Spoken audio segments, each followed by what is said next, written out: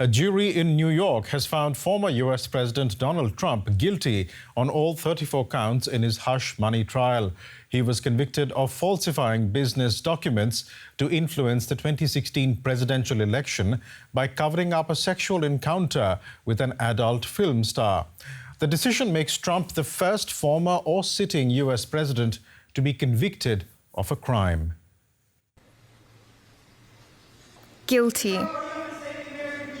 Not a word any former president wants to hear, and perhaps unsurprisingly, not one that Trump accepts.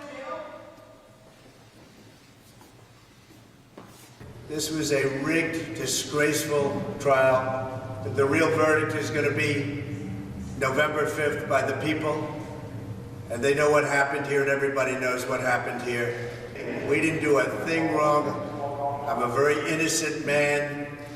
A New York jury disagreed. They convicted him on all 34 charges of falsifying business records. We did our job. Many voices out there. The only voice that matters is the voice of the jury, and the jury has spoken. Prosecutors successfully argued Trump tried to cover up an alleged affair with adult film star Stormy Daniels before the 2016 elections. 8 years later, the US is well into another election year. The rift between Democrats and Republicans is deeper than ever. Outside the courtroom, reactions reflected that rift. Some jubilant. I've been here for the last week.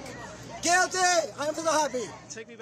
Others insisting the judgment would only make their faith in Trump grow stronger. Even if Trump goes to jail, gets out, or gets bail, or whatever, we're all going to vote for Trump still. It's not gonna, how's it going to change my mind? That he just got in trouble here? Big deal. Big deal. For Trump, it might be. The former president could spend up to 4 years behind bars. In years gone by, criminal convictions would spell the end of a politician's career. But in 2024, nothing is guaranteed.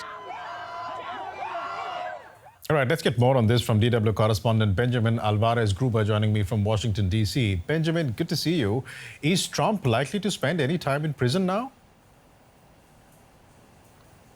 So the charges against Donald Trump are so-called non-violent Class E felonies. Those are the lowest level in New York. In each of these 34 counts carry the possibility of several years in prison, but incarceration is not given because there are some legal experts that say that it is unlikely that Trump will be incarcerated given he hasn't previously been convicted of a crime. We will find out on July 11th. That's when Donald Trump will be sentenced, a sentencing that will happen just days before he officially becomes the presidential nominee of the Republican Party.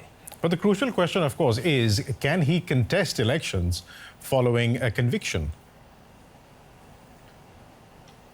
So as a candidate for federal office like the presidency, Donald Trump is restricted only by requirements in the U.S. Constitution. And there are 3 requirements. They're quite straightforward. So the president must be at least 35 years old, must be a natural-born U.S. citizen, and must have lived in the U.S. for at least 14 years. And there's nothing on criminal conviction. So as a convicted felon, Donald Trump can still run for office. And even if Donald Trump is sentenced to prison and wins the presidency, that would, of course, pose practical complications, because some legal experts also say that a resulting constitutional crisis would require, for example, that his sentence be suspended so that he could still fulfill his duties as the nation's chief executive.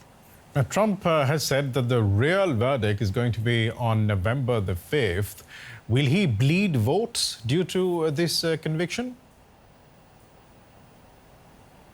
There's a lot that can happen until the presidential elections in November. We see that Donald Trump and Joe Biden are still neck on neck if we look at polls. And we just need to remember here that Donald Trump even saw his support increase after the 4 sets of criminal indictments last year. So it would not be surprising that his support also increases. And that's also what we've seen and what we've heard from Trump's campaign, that they managed to financially capitalize this also as they did on his impeachment, because just minutes after this verdict was announced, the Trump campaign sent out a fundraising email in which Trump said, "I am a political prisoner," and the online portal that the Trump campaign uses to accept donations was also down, possibly to a lot of traffic. So we can expect that the Trump campaign will manage to financially capitalize from today's verdict as well.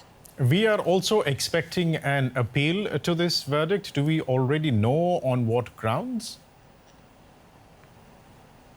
Trump's legal team is indeed prepared to appeal. He will almost certainly not have to begin serving any sentence until after all of these appeals are done, and that will certainly take place even after the November election. Possible arguments that his lawyers could use in their guess to have this verdict thrown out could be Stormy Daniels' testimony, for example, that his lawyers called irrelevant to the case. It could also be the statute itself, because to convict Trump, the jury had to find he had falsified records with the intent to commit or conceal another crime, but it does not specify what the other crime is. And a third reason, it could be the presidential immunity. While it's not clear yet which of these arguments they will use, what is clear is that Donald J. Trump, now being the first former U.S. president to be found guilty of felony crimes, this verdict indeed plunges the 2024 presidential race into uncharted territory. We'll leave it there for the moment. Benjamin Alvarez Gruber joining us from Washington, D.C. Thanks very much.